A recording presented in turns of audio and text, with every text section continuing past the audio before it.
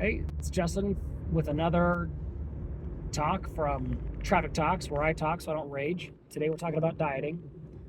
So, one of the diets that I still hear quite a bit about is intermittent fasting. Now, this diet is different than the previous one I talked about because the keto and the paleo diet, they were more hard and fast rules and kind of very black and white as to what you can and cannot eat.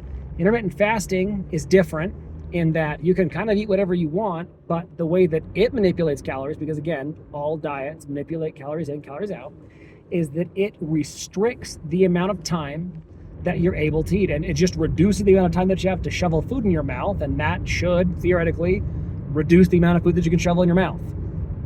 Go figure. So, generally, it is done on a 16-8 ratio, meaning you have 16 hours of fasting, 8 hours of eating. I do keep hearing that there's some research saying that one works better than the other. And for the purposes of this, it's not really important as to which one is more optimal, because I would suspect that it likely depends upon more of an individual person's, optimal. Optimal for one person is probably not optimal for another. So I think that going off of, is a 12-12 or a 6-18 better than a 16-18? I don't know. I think we're getting into the weeds, and I don't think it's as important for our purposes here. So, given that, things that you want to keep track, that you want to remember with it is, let's say you eat at the very beginning of your 8 hours and you eat at the very end of your 8 hours.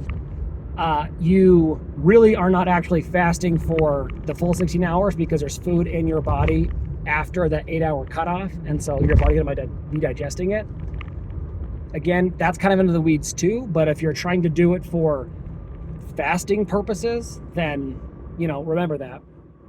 Now, things that I have seen people do with the intermittent fasting diet is they will move their fasting window around, which probably isn't a big deal if it's a one-off thing.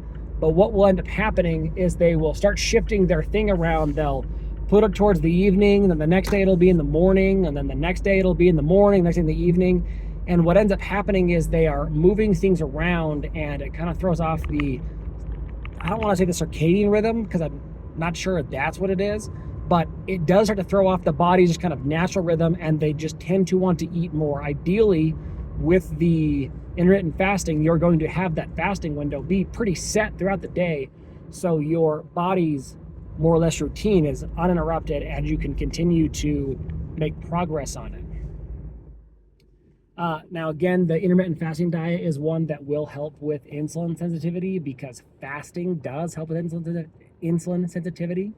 But again, all weight loss diets help with insulin sensitivity. I do not have the research on whether or not intermittent fasting improves insulin sensitivity better or worse than keto, but just spitballing and thinking out loud, I would assume that it probably is less superior than, or it is inferior to the keto diet for improving insulin sensitivity, just because you would still theoretically be introducing things that would require insulin to be moved out.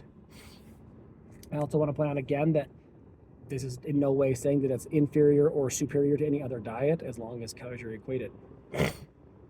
If you want more information and you really want to kind of get into the nitty-gritty of intermittent fasting, people who have done a lot of work on it, Andrew Huberman obviously has done quite a bit of work on it. If you want to go find his podcast, the Huberman Lab podcast, there are lots of information online about it, but be careful who you listen to, because a lot of them want to sell you something. So keep that in mind. I don't have a whole lot to say about that one, except for, just to kind of summarize, the intermittent fasting diet is no better or worse than any other diet. The way that it manipulates calories is by reducing the amount of time you have to shovel food into your mouth. That's basically it. There isn't really, as far as I can tell, any foods that are off limits. When you're doing your 8-hour fasting window, your 8-hour feasting window, they call it feasting, there are some things that you can have during the fasting window that are supposed to still keep you fasting. I believe a few of those things are black coffee, Some people say some of the specific like diet sodas are part of that. I've heard some people say that as long as it doesn't produce an insulin response, that you're fine. And so some people would consider like a casein protein would be okay to have. Again, I think it's kind of getting into the weeds of it a little bit more.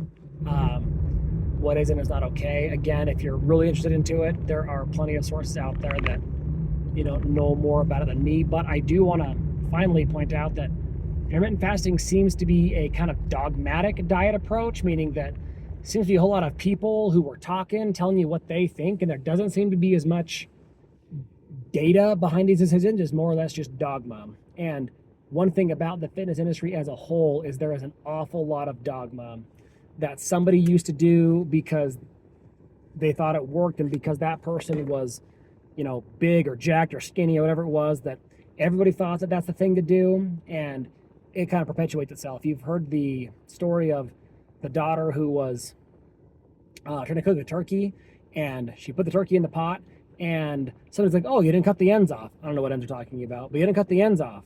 And it's like, "Oh, what ends?" And it's like, "Oh, you have to cut these ends off," and they couldn't figure out why.